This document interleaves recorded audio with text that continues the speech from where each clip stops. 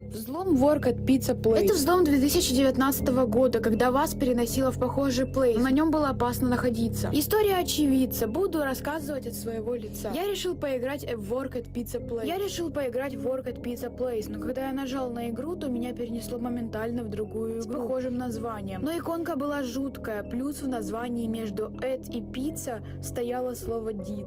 Покупай скины в MM2 выгодно и надежно с Mystical Shop MM2. Ну ладно, я продолжу рассказывать. Плейс вроде бы был как обычно, но на мне был не мой скин. У меня и у других игроков были жуткие скины, и при этом всем они были будто нарисованы первоклашкой. Когда я писал в чат, то вместо этого отправлялось сообщение с текстом ди.